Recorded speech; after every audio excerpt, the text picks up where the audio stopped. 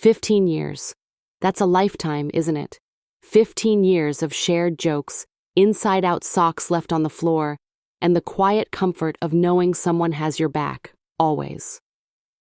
For our 15th anniversary, I was expecting Mark's usual gift, a thoughtful, slightly nerdy first edition book or a framed antique map of a place we once visited. He was a history professor, and his love for the past was as much a part of him as the silver streaks in his hair.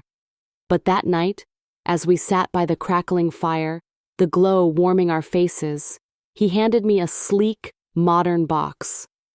It felt too light to be a book. "All right," I said, swirling the red wine in my glass. "You've got my attention. What is it this time? Another piece of history I'm not allowed to touch?" He had this smile, a slow, genuine curve of his lips that still made my heart skip a beat after all these years. "Better," he said. "This is for us, for our family. It's about our past and our future." I peeled back the wrapping paper. Inside were 3 elegant, minimalist boxes from one of those popular DNA companies. "Know your roots." I couldn't help but laugh. It was so trendy. So unlike my history-loving husband. "DNA tests? Seriously, Mark? We know where we come from. You're from Ohio farm country. I'm a California girl. Not exactly a global mystery waiting to be solved."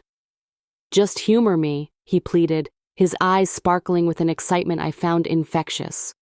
"I've been deep diving into my family tree online, tracing the Collins line back to the 1800s, and I hit a wall. I thought, wouldn't it be cool for Leo to see his whole genetic map? The blend of us, the West Coast and the Midwest coming together? It's a family project." Just then, our son Leo thundered into the room. At 12, he was a perfect storm of gangly limbs, boundless energy, and a curiosity that mirrored his father's. "Is that a present for me too?" he asked, his eyes wide. "It's for all of us, buddy," Mark said, ruffling his hair. "We're gonna find out if we have any Viking blood." Leo's face lit up. Vikings, of course. That was the magic word. He was obsessed with Norse mythology. I looked at my 2 boys, their faces glowing with anticipation, and my skepticism melted away. This wasn't about ancestry for them. It was about adventure. It was about us. "Okay, Vikings," I conceded with a warm sigh. "You got me.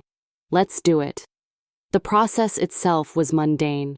Spitting into a tube felt more like a science experiment than unlocking ancient secrets.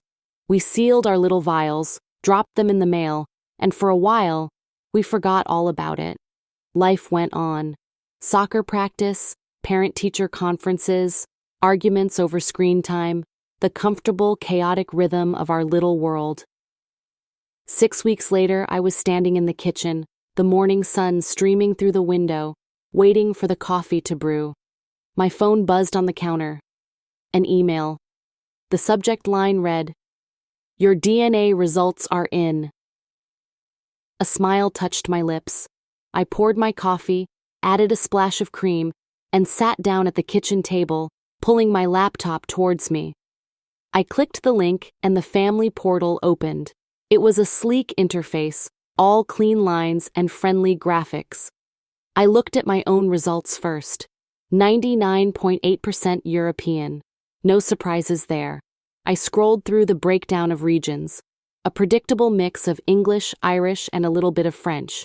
Then I clicked on Mark's, a similar story, mostly German and Scottish. Then I saw the tab. Family Connections. This was the part Mark was so excited about. I clicked it and a diagram appeared. It showed my icon linked to Mark's with a line that said, "Husband. So far, so good." Then below us was Leo. A line connected my icon to his. I hovered over it, expecting it to say mother. But my eyes were drawn to the other line, the one connecting Mark to Leo. It was a dotted line, not solid like mine. And next to it was a small, angry-looking red exclamation mark. I frowned, leaning closer to the screen. I clicked on it. A text box popped up.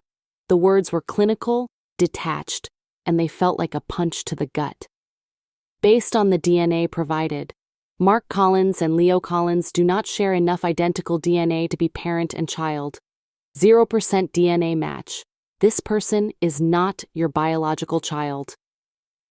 I read the words once, twice, 3 times. The coffee cup trembled in my hand. It was a mistake. It had to be a lab error, a glitch in the system. I could hear my heart pounding in my ears.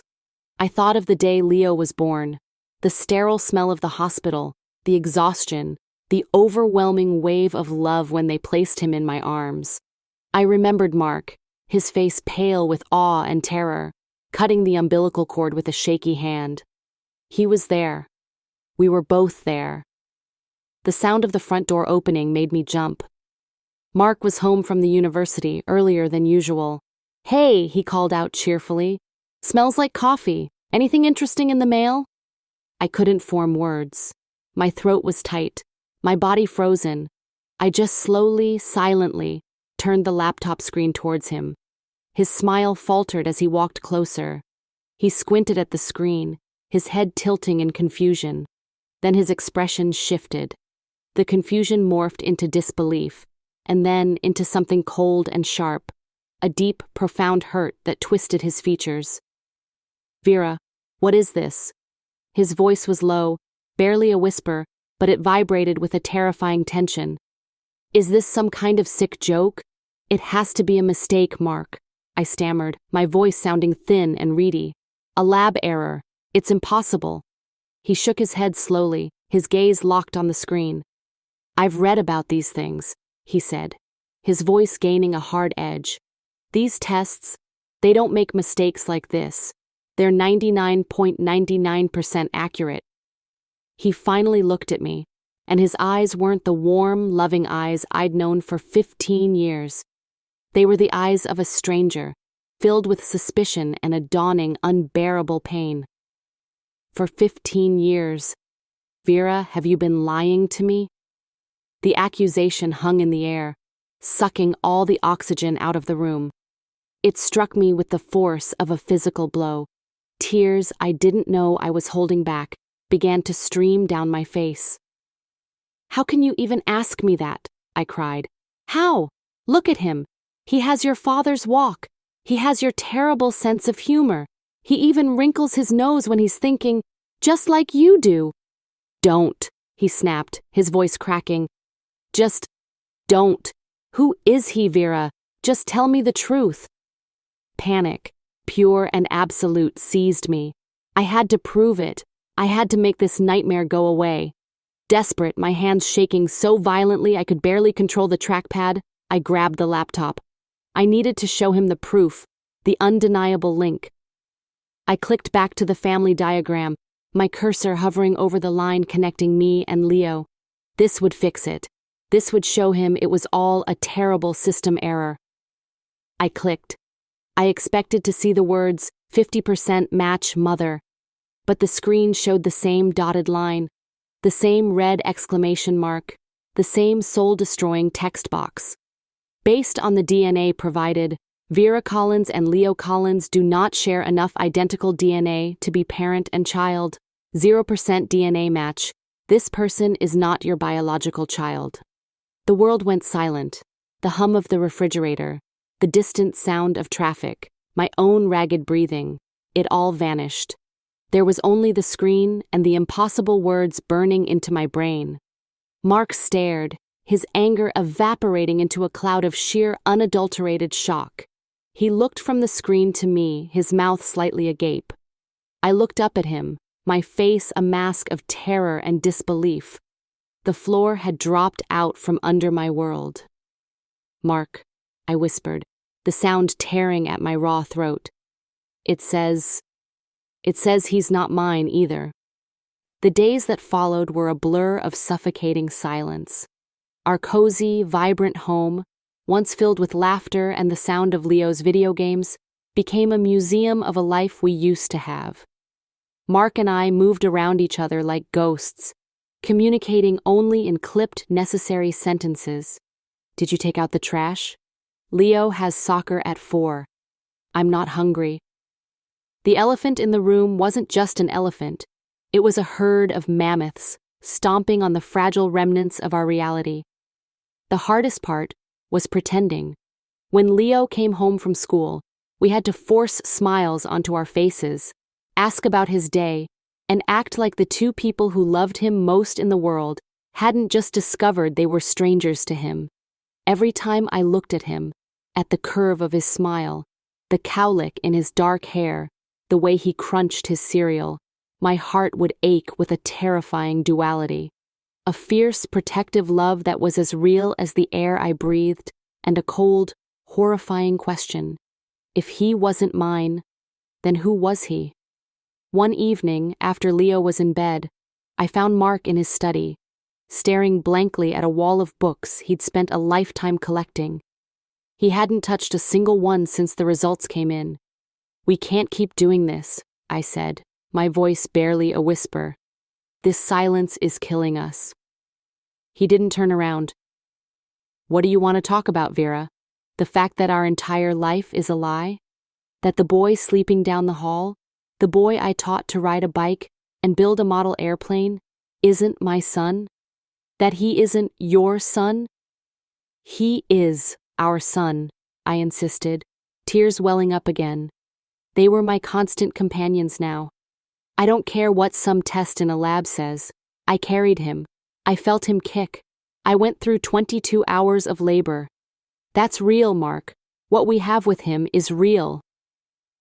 He finally turned to face me, and his face was a portrait of exhaustion and despair. "I know, I feel it too, but that doesn't change the facts. There's another boy out there, Vera, a boy with your eyes and my crooked smile, living with strangers. And Leo, his biological parents are somewhere. Maybe they're looking for him. Maybe they've wondered about him every single day for 12 years. The thought was a physical pain, a sharp twisting in my gut. He was right. This wasn't just about us anymore. It was about two families, torn apart by a mistake we never even knew had happened. Our first and most logical step was the hospital where Leo was born. We made an appointment and sat in a sterile, impersonal office across from a woman named Mrs. Gable, the hospital administrator. She had a tight bun and a non-committal expression that seemed permanently fixed to her face. We explained our story, our voices trembling, sliding the printed DNA reports across her polished desk. She listened patiently, then folded her hands. "Mr. and Mrs. Collins, I understand your distress. However, a mix-up of this nature is, well, it's virtually impossible. We have strict protocols. Every baby is given a wristband and an ankle band with a unique identifying number the moment they are born. The mother receives a matching wristband. The bands are checked before the baby ever leaves the mother's side, and again upon discharge."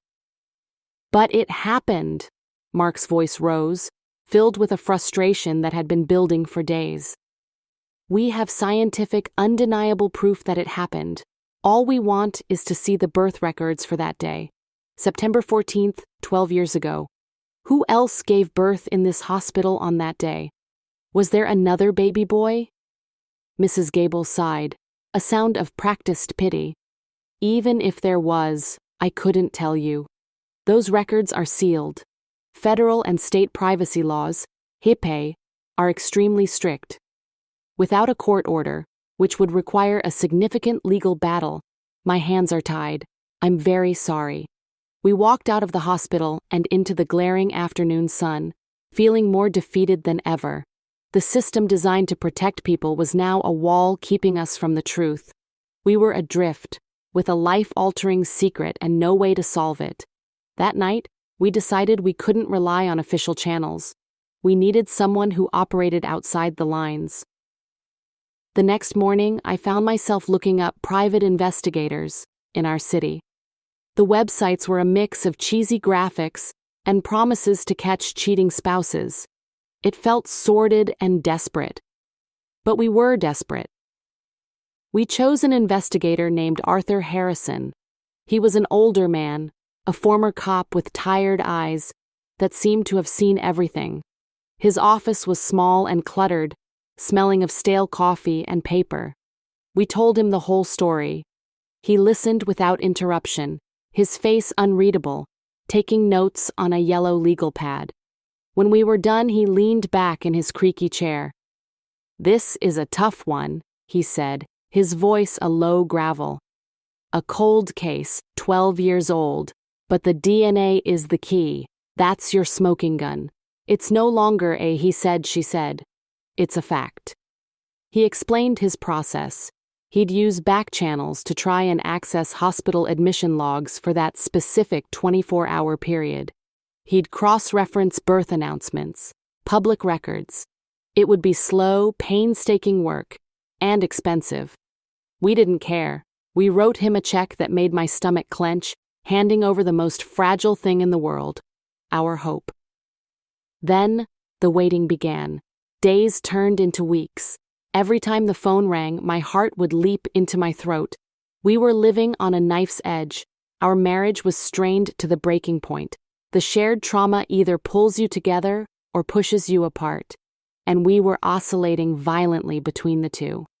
Some nights we'd hold each other and cry, and other nights we'd argue, blaming each other, the hospital, the world for this impossible situation. Leo started noticing. "Are you guys fighting?" he asked one night at dinner, pushing his peas around his plate. "No, sweetie," I said, my voice unnaturally bright. "Just tired. Work has been busy." It was the first of many lies we'd have to tell him, and each one felt like a small betrayal. Almost a month after we'd hired him, Mr. Harrison called. I answered on the first ring, my hand shaking. "Mrs. Collins," he said, his voice calm and professional, "I have something. It's not a certainty, but it's a strong lead. I think you and your husband should come to my office."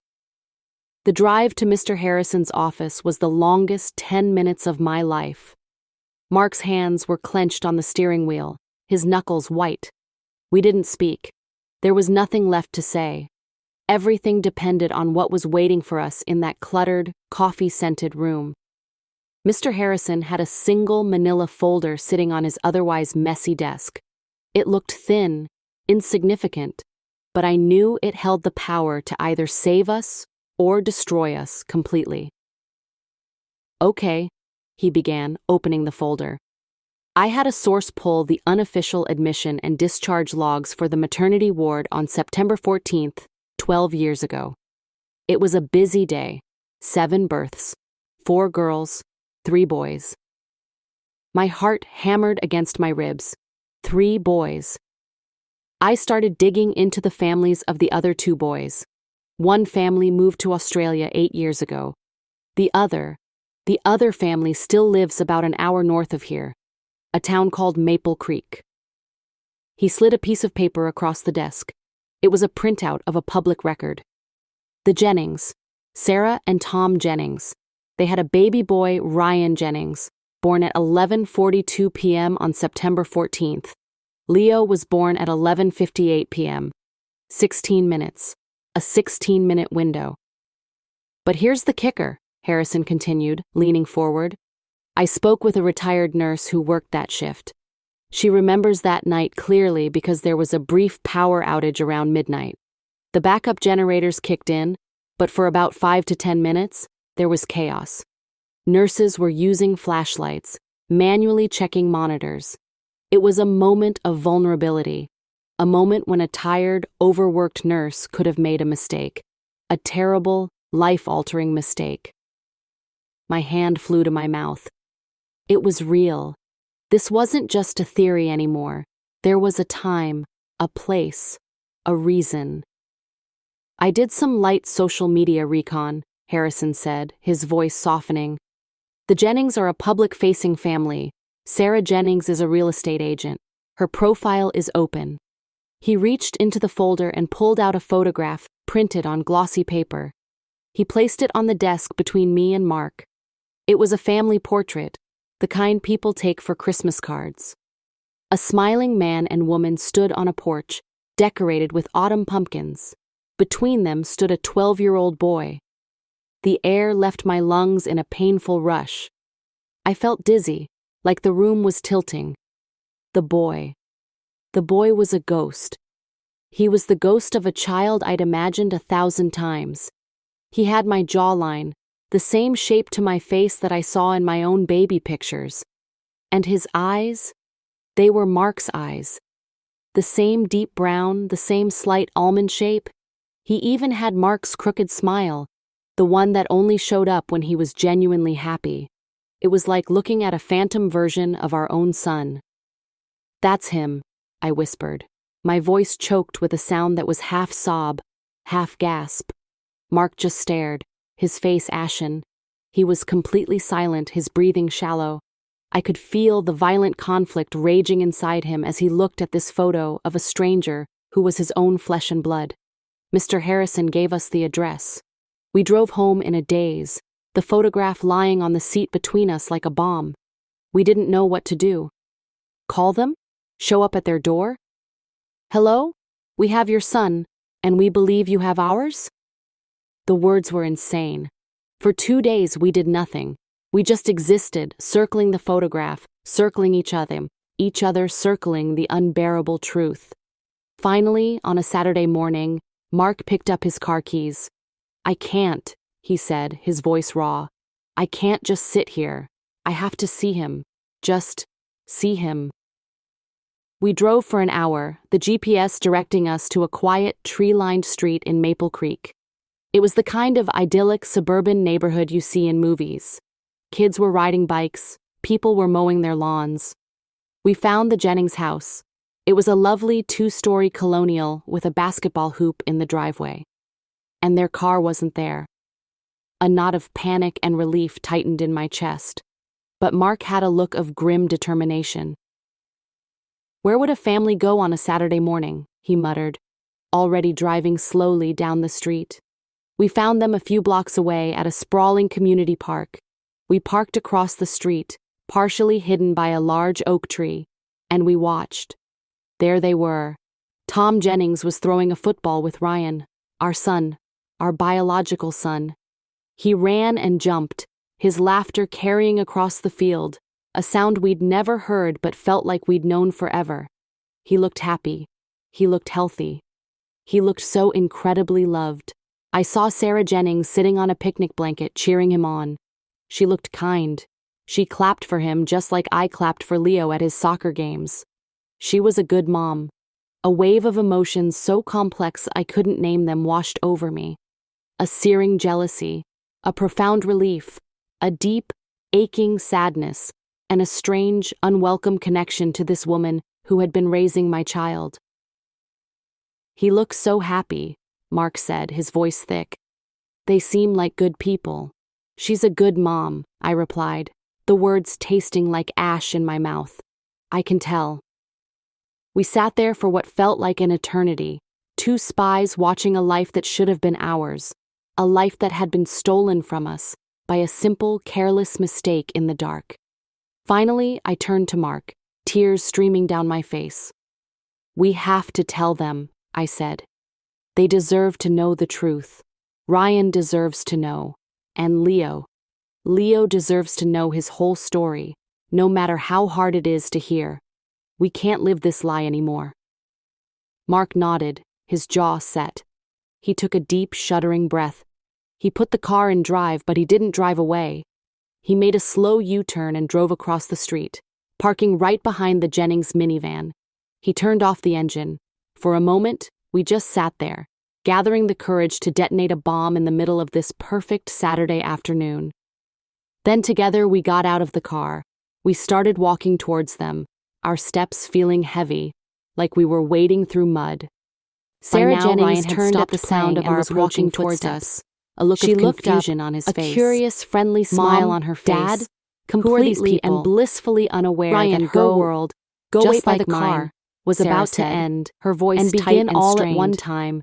But it was too late. Down as we approached. He was there, standing just a few feet away, looking from his parents' terrified faces, the scuff marks to the 2 strangers who had shattered their afternoon. The hopeful, questioning smile on Sarah Jennings's face was a chaotic, tear-filled blur. "Can I help you?" she asked. We moved to a secluded picnic bench away from prying eyes. Her husband Tom, we laid out the whole story, the football and looked over at us.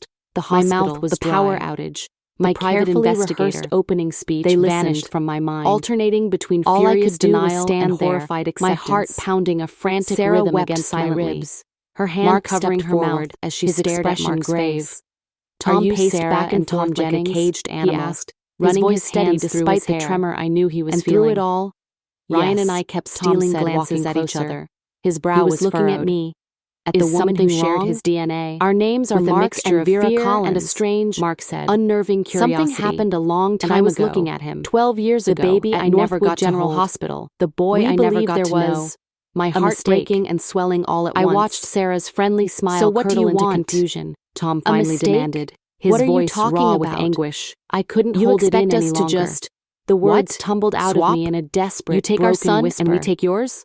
Is Our that it? son The was word born on the swap same hung night in the as air your like son. a poison. September I 14th. looked at Ryan. We This did a wonderful DNA happy test. boy who The only boy knew we've Sarah raised, and Tom as his his name parents. is Leo. Then He isn't I thought of biologically Leo, ours, my sweet, and we have funny reason to Leo, believe at home. We think our Probably son playing video went games home with you, completely unaware the that his silence entire that followed world was was being absolute. dismantled. The park, The thought of which had taking been him filled from the with only sounds home of he'd ever children known laughing and and handing him birds over to chirping, strangers seemed to it fall was completely unthinkable. quiet. It was monstrous. Tom and Sarah just stared No, at us, I said, their faces shaking blank my head with disbelief. vehemently. Of course Then, not. Tom let out we a can't- short, They're not harsh laugh. packages. They're children. Is this They're a our prank? sons, he said, looking He's our around son, as if expecting Sarah to find choked a out, hidden camera, pulling Ryan protectively because it's not closer funny. to her. You The need look to in her leave. eyes was fierce. Now, A mother lion we're protecting not her leaving, cub. I said. It was the same my look voice I gaining knew I would strength have from if the anyone sheer ever terror tried of to the take Leo situation. from me. This And isn't that's when a the joke. full crushing weight of the I fumbled in situation my purse, landed my on hands all shaking, of us. and pulled out There the was folded no DNA easy reports solution, and the there was photograph no of going Ryan. back to normal. I held them out. Normal had been obliterated the Please, moment I just clicked on look. that email.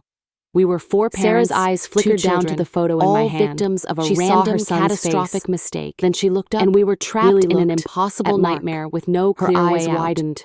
We I saw exchanged the phone moment it numbers, happened, our hands the flicker shaking. of recognition. We agreed The we subconscious needed to talk connection more, her brain made away from between the the kids. man standing in front As of we her walked back and to the our boy car, she I called her glanced son. back. I Her saw face Sarah went kneeling pale. in front of Ryan, Tom, holding his she face in her whispered, hands, her voice trying to barely explain audible. the unexplainable. Look at him. Look Tom at his stood eyes. beside them. His shoulders slumped Tom in defeat. snatched the papers from my They hand. looked like a family that had He scanned just the DNA survived a car reports, crash. his face And I growing darker realized, with every a word fresh he wave read, of despair. He looked that from we the were paper all to in that Mark, same crash. then to me. We were Then all back bleeding, to the photo of all Ryan. broken. The And anger none of of us us knew face how was to even replaced by a begin to stop rising the tide bleeding. of panic and horror. The drive home was silent No, again, he muttered. but this time it No, wasn't this is an angry crazy. silence. This is impossible. It was a silence of shared grief, of a problem so immense, so profound, that no words could possibly contain it. We had found the truth, and the truth was a million times more painful than the lie had ever been. The weeks that followed were the most difficult of our lives. We existed in a strange limbo. The four of us, me, Mark, Sarah, and Tom, spoke on the phone almost daily. The calls were awkward, painful, and often ended in tears or frustrated silence. We hired a family therapist who specialized in complex trauma, a neutral party to help us navigate the minefield we were now living in. The first major decision was the hardest. We had to tell the boys, not just pieces of the story, but the whole devastating truth. We decided to do it together, all four parents, in the therapist's office. I'll never forget the look on Leo's face when we explained that the people who had raised him weren't his biological parents. It was a look of profound betrayal and fear.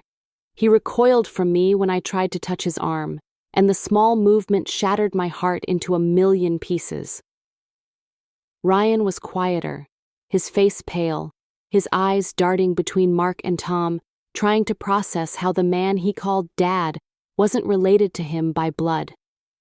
The therapist, a calm, gentle woman named Dr. Anya Sharma, guided us through the initial storm. She told us there was no rulebook for this. The goal wasn't to find a solution, but to build a new path forward that caused the least amount of harm to the children. The idea of swapping was immediately and permanently taken off the table. You are their parents, she told all four of us. You are the ones who have loved them, raised them, and shaped them. Biology is a fact, but it is not the only fact. Love is also a fact. History is a fact. Slowly, tentatively, we started to build a bridge between our two shattered worlds. The first step was for the boys to meet properly. We arranged a meeting at a neutral space, a bowling alley. It was excruciatingly awkward. Leo and Ryan barely looked at each other, communicating mostly in shrugs and one-word answers. But then Mark, in a moment of inspiration, challenged Tom to a game, and the boys found themselves on the same team. I saw them whisper to each other about which bowling ball to use.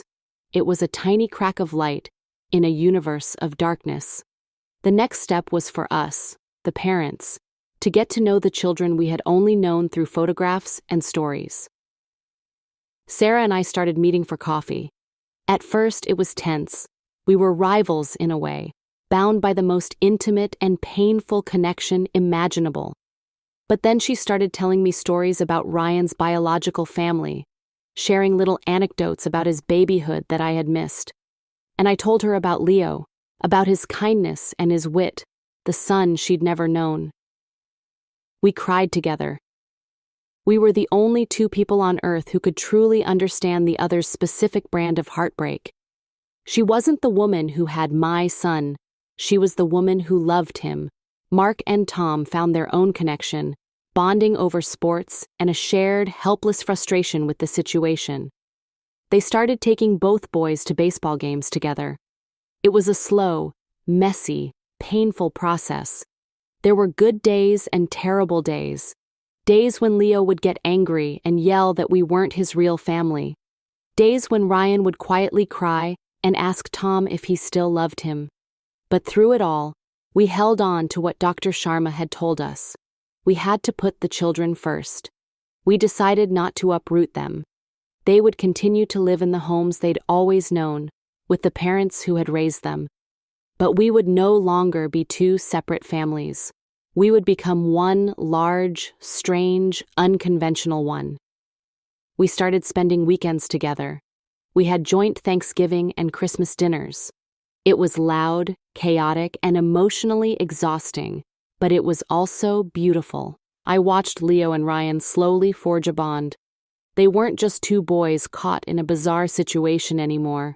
They were brothers. They had a unique connection that no one else could understand. They shared a history, a biology, and now, a future.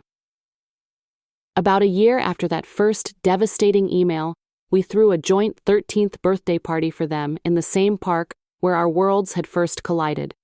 There were 2 cakes, 2 sets of presents, and one big, jumbled family. I watched Leo, my son, laughing with his friends, and I watched Ryan, the boy with my jawline and Mark's eyes, talking with his dad, Tom. Then I saw Ryan look over at me and give me a small, shy smile. In that moment, I understood. Mark's anniversary gift hadn't destroyed my family. It had shattered our definition of what a family was, only to rebuild it into something larger, stronger, and more profound. It wasn't about blood or biology. It was about showing up. It was about love, in all its messy, complicated, and resilient forms. We were a family born from a mistake, but held together by choice. And as I looked around at all the people I loved, my husband, my son, and this whole new family we had inherited, I felt a sense of peace. It wasn't the simple, perfect life I had before, but it was real, and it was ours.